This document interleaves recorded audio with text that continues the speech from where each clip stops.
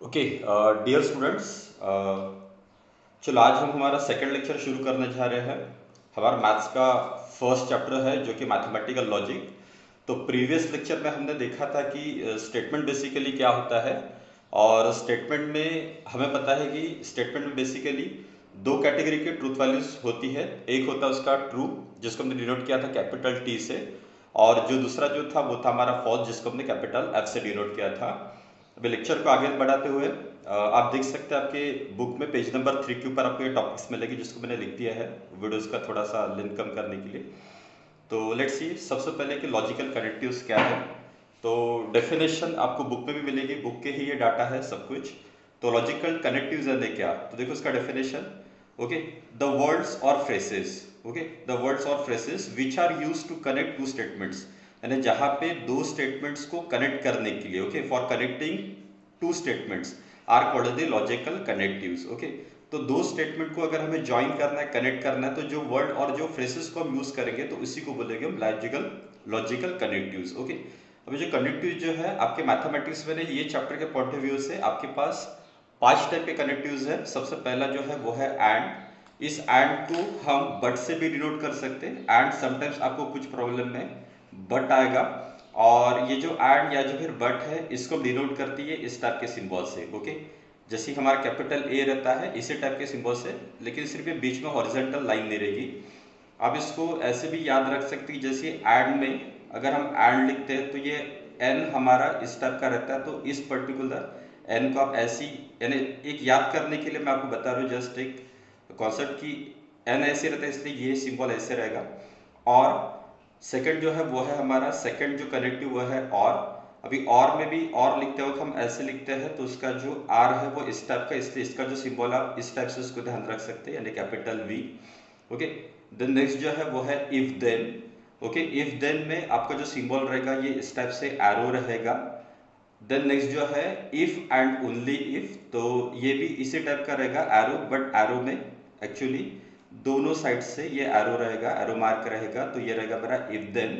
और लास्ट में आता है मेरा नॉट। ओके, तो नॉट को हम जनरली इस टाइप से, ये इस टाइप के सिंबल में हम इसको डिनोट करते हैं।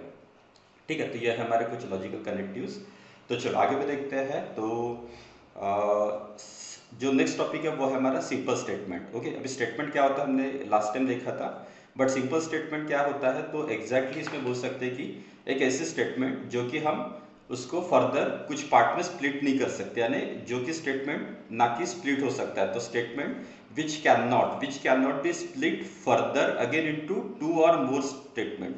अगर कोई स्टेटमेंट अगर या दो से ज्यादा स्टेटमेंट में अगर कन्वर्ट नहीं हो सकता है तो ऐसे इसको बोलेंगे सिंपल स्टेटमेंट। जैसे कुछ एग्जांपल दिया है, 3 एंड 5 आर ट्विन प्राइम्स, तो मुझे पता है कि 3 एक प्राइम नंबर है और 5 भी एक प्राइम नंबर है, तो 3 एंड 5 आर ट्विन प्राइम्स। तो ये जो स्टेटमेंट आप इसको अलग अलग नहीं कर सकते। ओके, या अलग करोगे भी तो उसका कोई ऐसी रूल चेंज होगा या उसका कोई ऐसी मतलब चेंज नहीं होगा, सो दैट्स व्हाई ऐसे स्टेटमेंट को बोलेगा it is simple statement. Okay, then compound statement. अब देखो कंपाउंड का वर्ड आया, तो कंपाउंड में बेसिकली हम ऐसे बोल सकते हैं कोई स्टेटमेंट अगर दो या दो से ज्यादा अगर सेंटेंसेस से अगर बन रहा है, यानी स्टेटमेंट से अगर बन रहा है, तो उसको बोलेंगे हम कंपाउंड। जिसकी डेफिनेशन भी दिया है कि if a statement is the combination of two, okay let's see, okay it's a combination, किसका कॉम्बिनेशन है, तो टू और मोर सिंपल स्टेटमेंट, तो जहां पे दो या दो से ज्यादा अगर सिंपल स्टेटमेंट्स अगर है तो ऐसे स्टेटमेंट को बोलेंगे हम कंपाउंड स्टेटमेंट। जैसे कि एग्जांपल दिया है, दिख रहा है आपको, तो एक एग्जांपल दिया है कि 3 is a prime and 4 is an even number. देखो 3 is a prime and 4 is an even number, मुझे पता है कि 3 जो होता है ये प्राइम नंबर होता है और 4 जो होता है वो इवन नंबर। अभी देखो ये स्टेटमेंट जो है ना, इसमें दो स्टेटमेंट है, एक जो है वो ये है 3 is a prime number. Okay, यानी we can split that particular statement into two parts. तो हमने क्लियरली बोला है कि ये दो स्टेटमेंट का कॉम्बिनेशन, इसको हम अलग अलग भी कर सकते हैं। तो एक स्टेटमेंट हमारा ऐसे बन जाएगा कि 3 इज अ प्राइम नंबर, और दूसरा जो बनेगा वो बनेगा 4 इज एन इवन नंबर। तो ऐसी दो कॉम्बिनेशन से, दो स्टेटमेंट के कॉम्बिनेशन से बना है, ऐसी इसको बोलेंगे हम कंपाउंड स्टेटमेंट्स। ओके, चलो आगे बढ़ते हैं। तो उसी के आगे आपको मिलेगा पेज नंबर 3 के ऊपर, जो नेक्स्ट टॉपिक है वो है हमारा कनेक्टिव्स। ओके, तो कनेक्टिव्स में सबसे पहला, यानी ये जो लॉजिकल जो कनेक्टिव्स है ये बेसिकली 5 कैटेगरी में आते हैं, मैंने आपको बताया था। पहला जो रहेगा एंड बट, दूसरा और if then, if and only if and then not. तो सबसे पहला जो है वो है कॉन्जंक्शन। ओके, अभी यहाँ पे अगर दो स्टेटमेंट, कॉन्जंक्शन में बेसिकली क्या होगा कि दो स्टेटमेंट है। ओके, जैसे हमने बताया कि suppose 3 is a prime number और दूसरा जो स्टेटमेंट है q is an even number. Okay, तो ये स्टेटमेंट में एक स्टेटमेंट को हम डिनोट करेंगे p से और दूसरा स्टेटमेंट को डिनोट करेंगे हम q से। ओके, तो दो स्टेटमेंट है। ओके, और दो स्टेटमेंट को अगर हमें कनेक्ट करना है बाय कॉन्जंक्शन से, तो मुझे पता है कि कॉन्जंक्शन में सबसे पहले ओके तो इसमें क्या लगेगा, तो ये इस टाइप का सिंबल, और हमने अभी थोड़ी देर पहले देखा कि इस टाइप का जो सिंबल रहता है वो एंड या बट के लिए शो करता है। तो लेट्स सी इसका डेफिनेशन।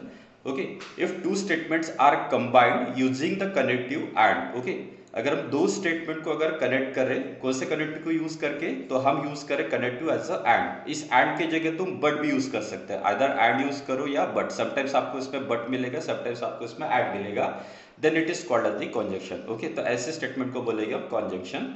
ओके, अभी इसी को अगर आपको और आगे में अगर डिटेल में पढ़ना है तो ये भी उसी का पार्ट है। The conjunction P and Q is said to be true. अभी देखो ये बहुत इंपॉर्टेंट स्टेटमेंट है, ये आपको याद रखना है। ओके, पूरा बेसिक है ये। The conjunction P and Q। Okay, इसको पढ़ते वक्त ऐसे बोल सकते हैं कि conjunction P conjunction Q। Okay, पढ़ते वक्त ऐसे ही पढ़ना है P कॉन्जंक्शन Q, बट मैं थोड़ा सा इजी पॉइंट ऑफ व्यू से इसको मैं एंड पढ़ूंगा। P and Q is said to be true. Okay, तो ये ट्रू तब रहेगा if and only if both P and Q are true. अभी देखो इसका मतलब क्या है। ओके, तो ये ट्रू तब रहेगा जब इसके दोनों स्टेटमेंट क्या रहेंगे, ट्रू। व्हेन, यानी उसने जब बोले कि if and only if. Okay, जब उसके P और Q दोनों क्या रहेंगे तो ट्रू। अभी देखो इसको एक्सप्लेन करता हूं मैं ये टेबल से। देखो ये टेबल एग्जैक्टली है क्या, इसको याद रखने का एक फॉर्मूला है, और वो जो फॉर्मूला है वो है it is 2 raised to the power n। Okay, अभी देखो अगर आपके पास अगर दो स्टेटमेंट अगर है तो ये क्या हो जाएगा कि 2 raised to the power 2, यानी आपके बनेंगे 4 रोज। ओके, और अगर मान के चलते कि आपके पास अगर तीन स्टेटमेंट है, सपोज अगर p q और r, तो ये 2 raised to the power n यानी 2 raised to the power 3, यानी हो जाएगा टोटल 8 रोज। ओके, अभी देखो इनको याद कैसे रखना, तो सबसे पहले मैंने लिखा है पी का कॉलम, देन नेक्स्ट है हमारा क्यू का कॉलम, और जो हमने जो कनेक्टिव जो यूज किया है वो यूज किया है कॉन्जंक्शन। ओके, जिसको हमने डिनोट किया पी एंड क्यू से। ओके, तो पी कॉन्जंक्शन क्यू, तो it is P conjunction Q. Okay, अभी देखो इसमें इसने क्लियरली बोला कि इस पर्टिकुलर कॉन्जंक्शन में होता क्या है, तो ये ट्रू तभी रहेगा जब इसके दोनों पी और क्यू क्या रहेंगे, ट्रू। यानी P में भी ट्रू है और Q में भी जब ट्रू है, यानी दोनों स्टेटमेंट अगर ट्रू है तभी ये ट्रू रहेगा, अदरवाइज बाकी केस पे क्या रहेगा तो फॉल्स। देखो लिखते वक्त इसका सिंपल है, पहले P statement then Q statement and then क्या है तो P एंड Q। ओके, अब देखो यहाँ पे ये कॉम्बिनेशन, ये चार स्टेटमेंट मेरे कॉम्बिनेशन में, पहला true true, then true false, then false true and then false false. Okay, अभी देखो इसको लिखना कैसे, तो पहले दो बार ट्रू, देन दो बार फॉल्स। ओके, देन एक बार ट्रू, एक बार फॉल्स, एक बार ट्रू, एक बार फॉल्स। और हमें पता है कि कॉन्जंक्शन में अभी हमने देखे कि दोनों ये ट्रू, यानी दोनों जब ट्रू रहेगा तभी ये स्टेटमेंट ट्रू रहेगा, अदरवाइज बाकी केस में, सारे केस में क्या रहेगा फॉल्स। यानी इसका मतलब ये है कि पहला स्टेटमेंट ट्रू है, दूसरा स्टेटमेंट भी अगर ट्रू है तभी हमारा P and Q, P conjunction Q क्या रहेगा तो ट्रू रहेगा, अदरवाइज पहला ट्रू है और दूसरा फॉल्स है तो ये फॉल्स हो जाएगा, पहला फॉल्स है दूसरा ट्रू है फिर भी ये फॉल्स होगा, और अगर दोनों स्टेटमेंट अगर फॉल्स है फिर भी क्या होगा तो ये फॉल्स ही होगा। तो ये होता है हमारा कॉन्जंक्शन। ओके, तो लेट्स इसके आगे का जो पार्ट है वो हमें पता है कि और वाला पार्ट हमें देखना है, और इस और वाले पार्ट को बोला जाता है डिसजंक्शन। ओके, सो लेट्स सी क्या होता है डिसजंक्शन। तो डिसजंक्शन जिसमें हमने और में हमने डिनोट किया है V से। ओके, कैपिटल V इस टाइप का सिंबल रहेगा, यानी दो स्टेटमेंट को ज्वाइन करने के लिए डिसजंक्शन, और डिसजंक्शन यूज करते हैं कि जहां पे भी दो स्टेटमेंट को हमने अगर और से ज्वाइन किया है। तो देखो इसका definition, if two statements are combined by using the logical connective or, यानी जहां पे लॉजिकल कनेक्टिव दो स्टेटमेंट को ज्वाइन करने के लिए अगर और अगर आ रहा है, then it is called as disjunction. तो इसको बोला जाता है इट इज डिसजंक्शन।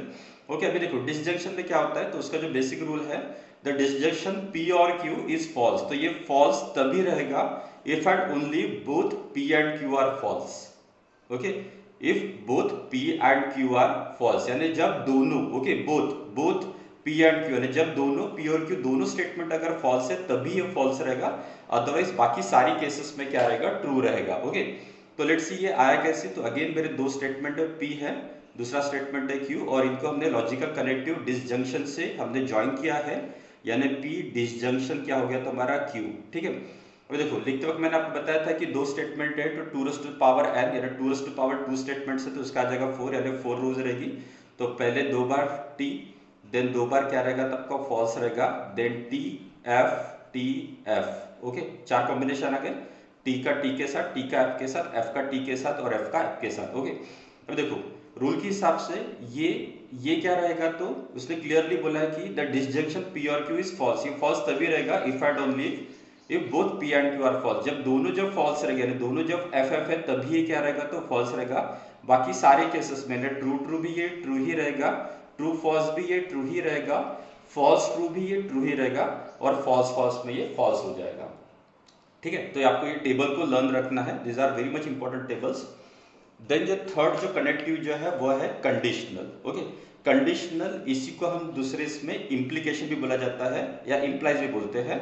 तो इसको पढ़ते हुए ऐसे भी बोल सकते हैं कि it is P implies Q या P कंडीशनल Q, ओके। अब देखो P इम्प्लाइज Q और P कंडीशनल Q में हम जो कनेक्टिव जो यूज करते हैं वो रहता है हमारा इफ देन, ओके। तो देखो यहाँ पे क्या होता है कि if two statements are combined by using the connective if then, यानी जहां पे हम कोई दो स्टेटमेंट को ज्वाइन करने के लिए इफ देन अगर यूज करें, या आएगा हमारे आगे में न्यूमेरिकल्स में, इफ देन अगर यूज करें then it is called as the conditional. तो ऐसे स्टेटमेंट को बोला जाता है it is conditional statement, okay. अब देखो इसका रूल देखते हैं कि क्या है। The conditional statement P implies Q is false, देखो बहुत इंपॉर्टेंट है ये, P implies Q is false only if P is true and Q is false। देखो ये इंपॉर्टेंट है कि P is true and Q is false, यानी जब P ट्रू रहेगा और Q फॉल्स रहेगा तभी ये क्या रहेगा तो तभी ये फॉल्स रहेगा, तभी ये फॉल्स रहेगा। अदरवाइज बाकी सारी केसेस में ये जो रहेगा ये ट्रू रहेगा। देखो डायग्राम में यानी टेबल में इसको समझते हैं कि इसका किस टाइप से हो सकता है। तो देखो तो सबसे पहले मैंने लिखा फर्स्ट स्टेटमेंट P, दूसरा स्टेटमेंट लिखा Q एंड मुझे पता है कि P इंप्लाइज Q है, ओके। अभी वैसे प्रीवियस रूल 2 बार T, देन 2 बार आपको लिखना है F, देन एक बार T, एक बार F, एक बार T, एक बार F, ओके। अब देखो रूल के हिसाब से इसने ये बताया कि जब पहला ट्रू रहेगा स्टेटमेंट और दूसरा अगर फॉल्स रहेगा तभी ये फॉल्स रहेगा। जब पहला ट्रू है और दूसरा फॉल्स है, यानी जहां पे पहला ट्रू है और दूसरा फॉल्स है तभी ये क्या रहेगा तो फॉल्स रहेगा। अदरवाइज बाकी सारे केसेस में क्या रहेगा ट्रू, ओके। यानी ट्रू भी ट्रू हो जाएगा, फॉल्स ट्रू भी ट्रू हो जाएगा और फॉल्स भी क्या हो जाएगा ट्रू हो जाएगा। तो ये सेम टेबल है जो कि मैंने आपको बताया कि किस टाइप से इसको लिखना है। देन बाय कंडीशनल या इम्प्लीकेशन के बाद जो मेरा नेक्स्ट पार्ट आता है वो आता है इट इज कंडीशनल के बाद जो आता है वो आता है बाय कंडीशनल। अभी देखो ये कंडीशनल था, ये बाय कंडीशनल है। बाय कंडीशनल वर्ड यूज है यानी दोनों तरफ ऐसी तुम इसको बोल सकते हैं, यानी डबल इम्प्लीकेशन, ये इम्प्लीकेशन था ये डबल इम्प्लीकेशन। तो जहां पे एरो सिंगल तरफ था यहाँ पे दोनों जगह पे एरो है, दोनों साइड में एरो है, तो ये हो गया मेरा बाय कंडीशनल। इसको डिनोट करते वक्त ये सिंबल आपको ध्यान में रखना है।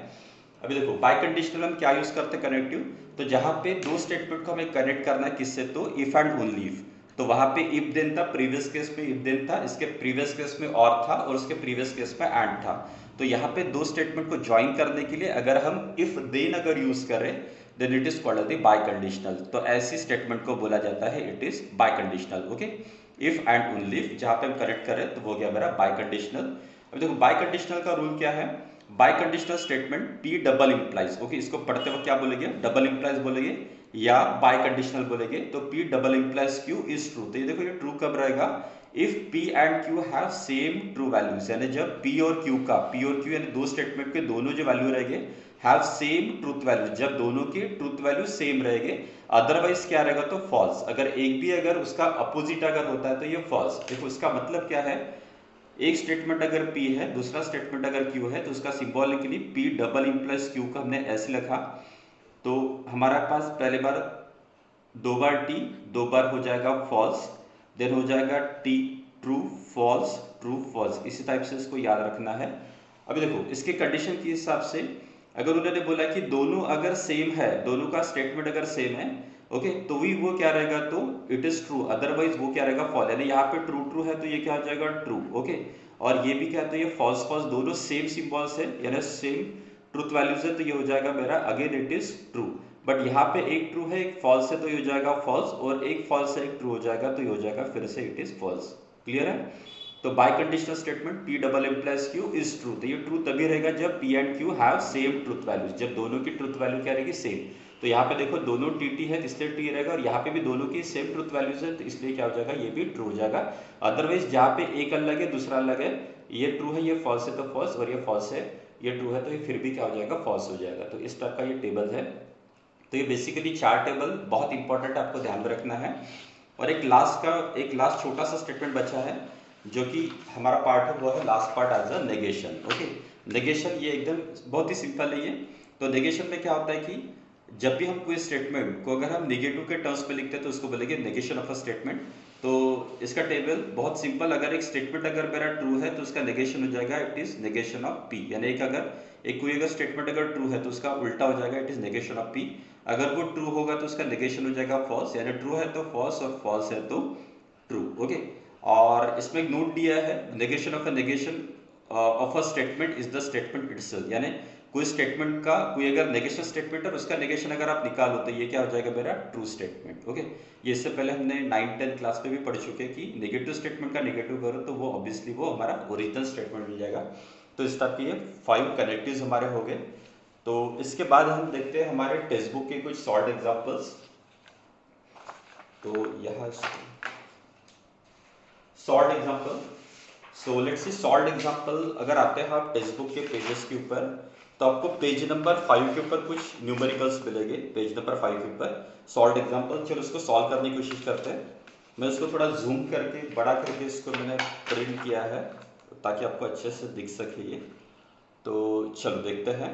फर्स्ट क्वेश्चन है जो कि फर्स्ट क्वेश्चन है जो कि आपके बुक का है, it is page number 5। Okay, तो पेज नंबर 5 के ऊपर आपको क्वेश्चंस मिलेंगे। तो let's C very first question, पहले समझ लेते कि क्वेश्चन में आपको क्या दिया है।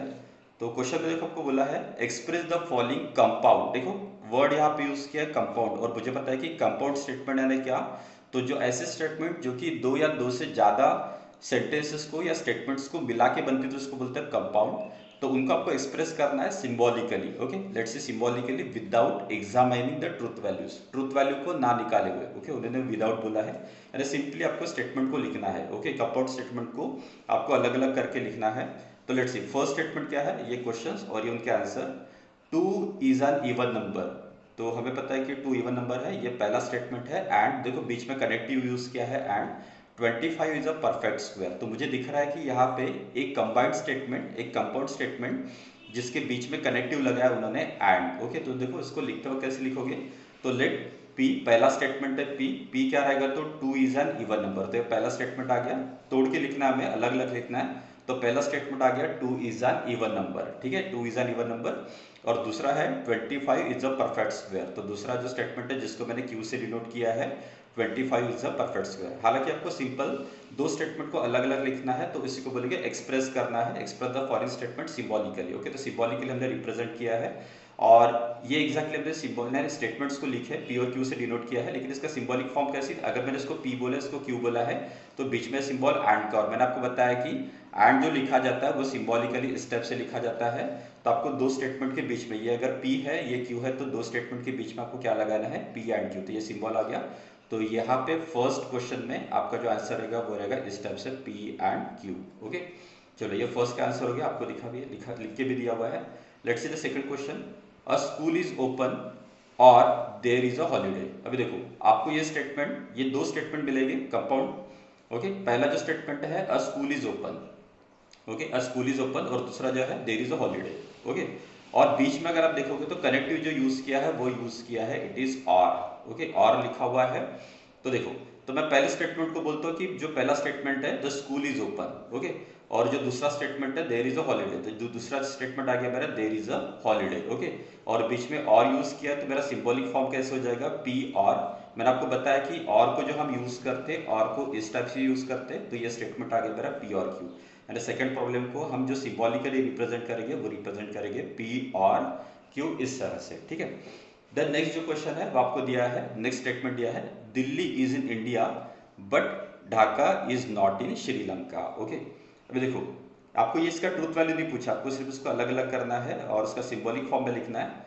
तो हमें पता है कि दिल्ली इज इन इंडिया, यह सही है, और बीच में जो लगाया उन्होंने बट। तो मैं देखो, मैंने आपको इससे पहले भी बताया कि एंड की जगह कभी कभी आपके बुक में या न्यूमेरिकल्स में बट भी आ सकता है। तो बट के लिए और एंड के लिए सिंबल एक ही है, आपको इसी टाइप का सिंबल लगाना है।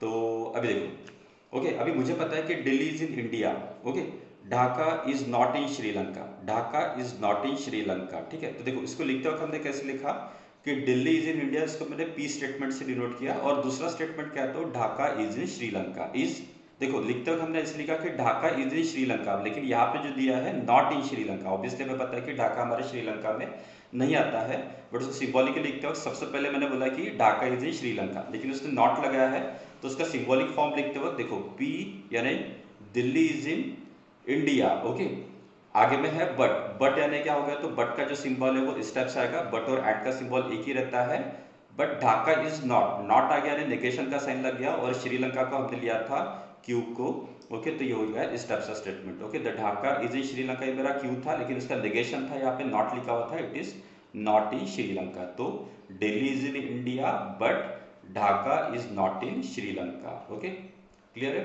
तो ये हो गया मेरा थर्ड का आंसर, ओके। और लास्ट में उसने बोला है कि 3 + 8 is greater than equals to 12, okay, और बीच में उसने कनेक्ट यूज किया है if and only if 5 × 4 is less than equals to 25, ठीक है। अब देखो, ये मेरा फर्स्ट स्टेटमेंट हो जाएगा P, तो 3 + 8 is greater than equals to 12, ये मेरा फर्स्ट स्टेटमेंट हो गया, और 5 × 4 is less than equals to 25, तो ये हो गया मेरा सेकंड स्टेटमेंट। और मुझे दिख रहा है कि यहाँ पे क्या लगा हुआ है, इफ एंड ओनली, और हमें पता है कि जहाँ पे इफ एंड ओनली इफ रहता है, तो ये मुझे पता है कि डबल इम्प्लीकेशन का साइन रहता है, यानी इस टाइप से, ओके। और मुझे पता है कि यहाँ पे इसको लिखते वक्त अगर ये मेरे दो स्टेटमेंट है तो सिंबॉलिक फॉर्म हो जाएगा इसका P डबल इम्प्लाइज Q, क्योंकि यहाँ पे लिखा हुआ है बीच में इफ एंड ओनली इफ, ठीक है। चलो, ये होने के बाद हम बात करते हैं हमारे सेकंड क्वेश्चन की तरफ मूव होते हैं। और सेकंड क्वेश्चन कुछ आपको इस टाइप से दिखेगा, सेम पेज के ऊपर, ये मैंने आपको जूम करके, मैंने आपको पहले ही बताया कि जूम करके प्रिंट किया है, ये आपको मिलेगा सेकंड क्वेश्चन, ओके। तो लेट्स सी सेकंड क्वेश्चन में आपको क्या दिया है।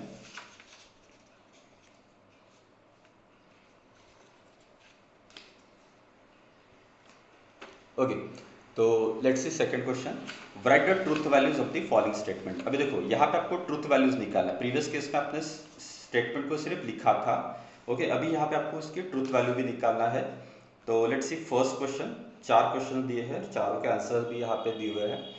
तो पहला जो स्टेटमेंट है, write the truth values of the following statement में पहला जो क्वेश्चन है वो है 3 इज अ प्राइम नंबर। क्या 3 प्राइम नंबर है? यस, हमें पता है कि 3 प्राइम नंबर है, और बीच में उसने कनेक्ट यूज किया है and 4 is a rational number. क्या 4 हमारा रैशनल नंबर है? तो यस, हमें पता है कि 4 हमारा रैशनल नंबर है। तो मैंने दोनों स्टेटमेंट के लिखो, पहले को मैंने डिनोट किया है P से, तो 3 is a prime number, yes 3 is a prime number. And second जो स्टेटमेंट है Q इज अ क्या है, तो रैशनल नंबर, यस, ये मेरे दोनों स्टेटमेंट आ गए। अभी क्या दोनों सही स्टेटमेंट है? यस, मुझे पता है कि 3 इज अ प्राइम नंबर, तो ये मुझे पता है कि ये ट्रू है। और क्या 4 is a rational number? Yes, ये भी हमारा ट्रू है। तो मैं बोलता कि truth values of P and Q, तो truth values of P and Q ये दोनों क्या है, तो ट्रू है और ट्रू है रिस्पेक्टिवली। और बीच में क्या यूज किया, कनेक्टिव एंड, तो मैं लिख सकता हूँ कि मेरा P था, ये मेरा Q था, तो मैं लिख सकता हूँ the given statement is symbolic form, okay. तो ये P एंड, क्योंकि बीच में था एंड, तो मैंने एंड का सिंबल लगाया, तो मेरा स्टेटमेंट ऐसे हो गया कि P एंड Q। लेकिन मुझे पता है कि दोनों मेरे क्या है, तो ट्रू, तो ये भी ट्रू है और ये भी ट्रू है, ओके। तो मुझे पता है कि जो हमने टेबल जो हमने देखा था, तो टेबल में जहाँ पे T एंड T यानी T, और मुझे पता है कि जब यहाँ पे इस टाइप का सिंबल लगा के हम T अगर लिखते हैं, तो मुझे पता है कि इसका आंसर क्या होता है, T ही होता है, ओके। जिसको हमने पढ़ते वक्त, आपको मैंने इससे पहले भी बताया कि पढ़ते वक्त हमने इसको कॉन्जेक्शन पढ़ा था। और यहाँ पे आप इस टेबल में देखोगे तो ट्रू ट्रू हमारा ट्रू ही होता है, तो इसका आंसर क्या रहेगा, ट्रू एंड ट्रू क्या होता है, ट्रू होता है। इसलिए मैं इसका आंसर लिखता हूँ the truth value of a given statement is true, okay. तो इसका स्टेटमेंट का ट्रूथ वैल्यू क्या रहेगा, ट्रू रहेगा, ठीक है। चलो आते हैं हमारे सेकंड क्वेश्चन के ऊपर। तो all flowers are red, okay, और all cows are black, okay. अभी हमें पता है कि दुनिया में जितने भी फ्लावर्स है, क्या सारे के सारे रेड फ्लावर्स है? नहीं, कुछ अलग कलर्स के भी हो सकते हैं। ऑब्वियसली हमें पता है कि there are so many different colours of flowers are there. तो देखो, मैं सिंबॉलिक फॉर्म में इन दो स्टेटमेंट को कैसे लिखता हूँ, ऑल फ्लावर्स आर रेड, तो जिसको मैंने P से डिनोट किया, तो P all flowers are red, okay. और जो दूसरा स्टेटमेंट था all cows are black, okay, all cows are black, तो ये है मेरा Q से मैंने इसको डिनोट किया है, ओके। बट अगर आप दोनों स्टेटमेंट देखोगे तो मुझे दिख रहा है कि ऑल फ्लावर्स आर रेड, जबकि सारे फ्लावर्स मेरे रेड नहीं होते हैं, और ऑल काउज आर ब्लैक। तो मुझे पता है कि ब्लैक कलर की तो काउज जनरली तो रहती नहीं है, ओके, आपको मिलेगी तो व्हाइट कलर में और रेड कलर में अगर मिलेगी। तो मुझे पता है कि दोनों स्टेटमेंट हमारे फॉल्स है, तो मैं इसको लिख सकता हूँ कि the truth values of P and Q R F and F. Okay, तो दोनों का ट्रूथ वैल्यू क्या है, तो एफ एंड एफ। तो और ये एंड क्यों लगा है, सॉरी यहाँ पे लिया है, बीच में क्या दिया है और। तो मुझे पता है कि पहला स्टेटमेंट मेरा पी था और दूसरा स्टेटमेंट क्यू था, और बीच में कनेक्टिव और यूज किया तो मैंने और का सिंबल भी लगाया है। हालांकि पहला स्टेटमेंट मेरा फॉल्स है तो मैंने फॉल्स लिखा, और दूसरा स्टेटमेंट भी मेरा फॉल्स है तो ये भी मैंने फॉल्स लिखा। और हमें पता है कि ट्रूथ टेबल के हिसाब से जहाँ पे दोनों फॉल्स रहता है और बीच में अगर डिसजंक्शन का साइन होता है, तो हमने अभी थोड़ी देर पहले इसका टेबल भी देखा था कि जहाँ पे डिसजंक्शन रहता है, जहाँ पे और रहता है, और जहाँ पे दोनों फॉल्स स्टेटमेंट है, तो जहाँ पे दोनों फॉल्स रहते हैं इसका आंसर रहता है हमारा फॉल्स। तो इसके हिसाब से इसका भी आंसर क्या रहना चाहिए, तो इसका आंसर रहेगा फॉल्स। ओके, तो देखो, तो मुझे पता है कि P और Q यानी F और ऑफ F, तो इसका आंसर क्या रहेगा F। And the truth value of a given statement, तो इन गिवन स्टेटमेंट का जो ट्रूथ वैल्यू हो जाएगा वो हो जाएगा हमारा F यानी फॉल्स हो जाएगा। ठीक है, राइट। चलो बढ़ते हैं हमारे थर्ड पार्ट की तरफ।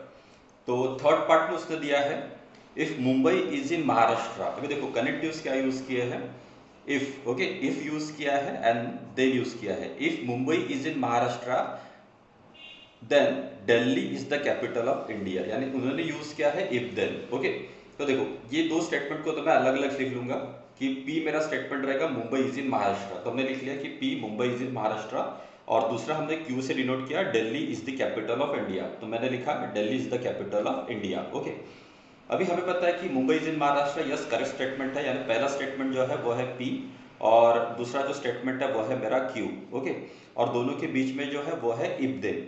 अभी जहां पे भी इफ देन रहता है मुझे पता है कि ये रहता है इम्प्लाइज। ओके, और देखो पहला स्टेटमेंट हमारा ट्रू है, क्या Mumbai is in Maharashtra, yes सही है, Mumbai is in Maharashtra. And Delhi is the capital of India, yes ये भी मेरा सही स्टेटमेंट है, यानी true to capital T implies क्या है, तो कैपिटल टी है, ट्रू इम्प्लाइज ट्रू। और मुझे पता है कि टेबल के हिसाब से जहां पे भी इम्प्लाइज का साइन होता है, इम्प्लाइज का साइन इसको मैंने लिख के बताया कि जहां पे जब दोनों ट्रू ट्रू होता है तो उसका आंसर ट्रू ही होता है, तो उसके हिसाब से इसका जो आंसर रहेगा वो क्या रहेगा, तो ये रहेगा ट्रू। तो हमें दिख रहा है कि P implies Q is equals to capital T, यानी T इम्प्लाइज T क्या रहेगा, तो ट्रू रहेगा, तो इसलिए इसका ट्रूथ वैल्यू रहेगा, तो truth value of a given statement क्या रहेगा, तो ये रहेगा हमारा ट्रू। ठीक है, और अभी हम बढ़ते हैं हमारे लास्ट क्वेश्चन के तरफ।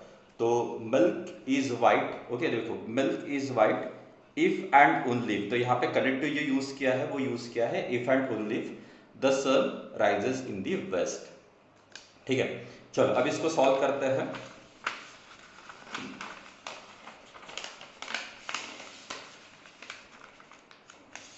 लेट्स सी, ओके, तो हमें दिख रहा है पहला स्टेटमेंट मिल्क इज वाइट, तो मैंने पहले स्टेटमेंट को लिखा मिल्क इज वाइट। दूसरा स्टेटमेंट है the sun rises in the west, okay, the sun rises in the west. हालांकि मुझे पता है कि सन कभी वेस्ट से नहीं निकलता, ओके, तो मुझे पता है कि ये स्टेटमेंट मिल्क इज वाइट, तो मिल्क इज वाइट, यस ये मेरा स्टेटमेंट ये ट्रू है।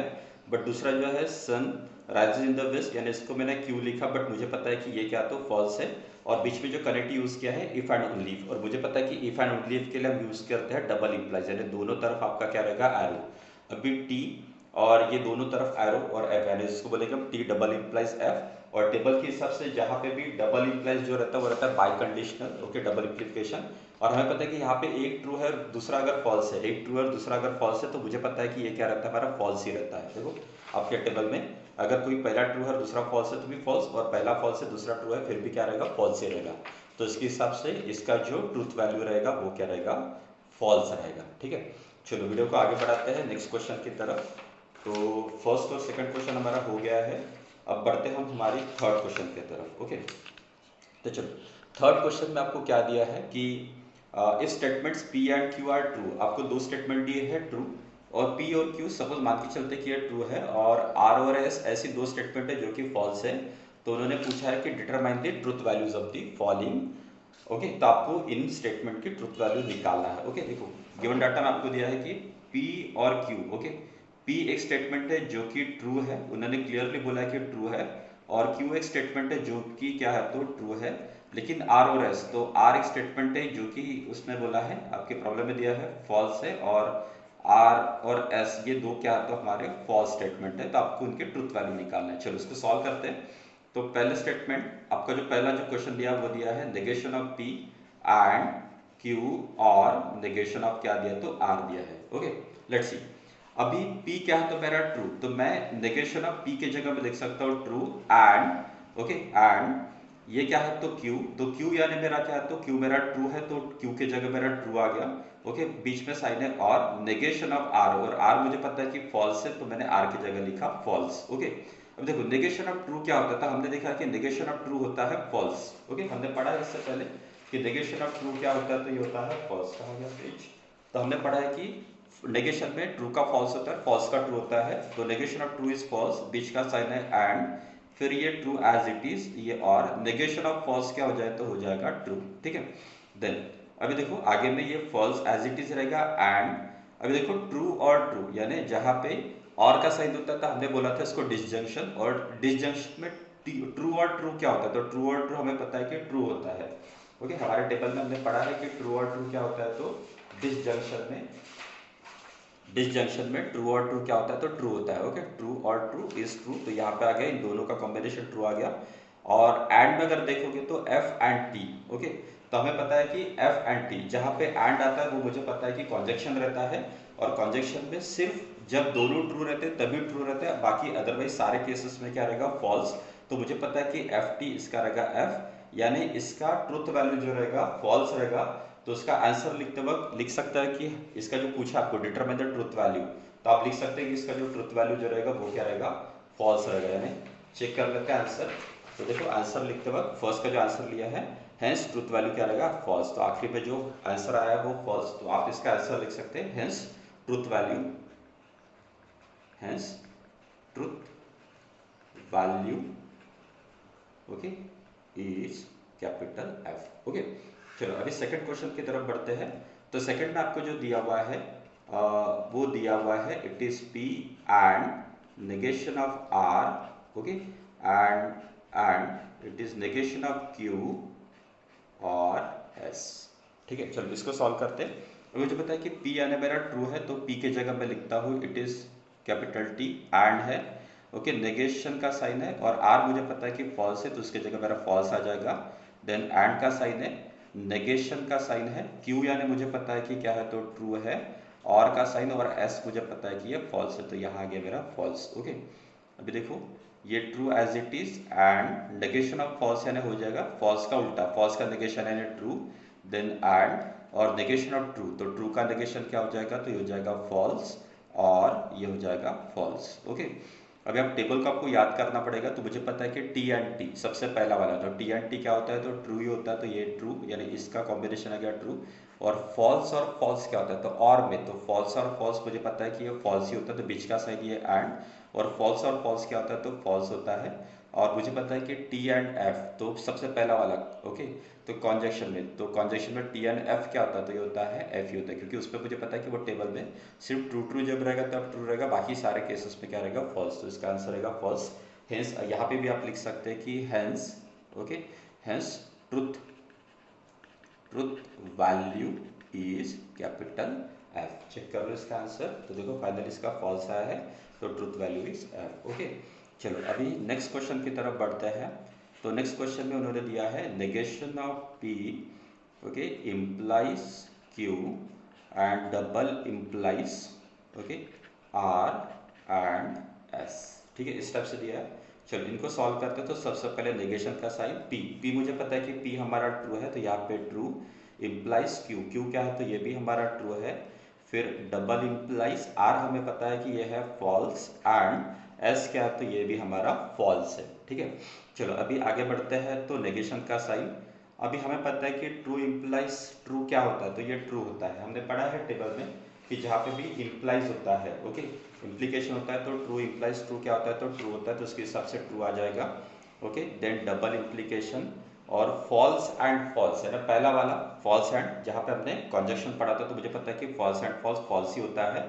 अभी नेगेशन ऑफ ट्रू क्या हो जाएगा तो नेगेशन ऑफ ट्रू ये हो जाएगा फॉल्स, यानी ट्रू का उल्टा इज फॉल्स, और डबल इम्प्लीकेशन में ये फॉल्स, और हमें पता है कि जहाँ पे डबल इम्प्लीकेशन में जहाँ पे दोनों फॉल्स होते हैं तो इनका आंसर जो होता है वो होता है ट्रू। चेक कर लो आपकी इसमें डबल इम्प्लीकेशन में जब दोनों फॉल्स होते हैं तो दोनों फॉल्स का आंसर क्या रहेगा ट्रू, तो मैं इसका आंसर लिख सकता हूँ हेंस ट्रूथ वैल्यू इज क्या, तो इसका hence truth truth value okay is क्या, तो कैपिटल एफ। ओके, तो ये हो गया हमारा, sorry it is capital T.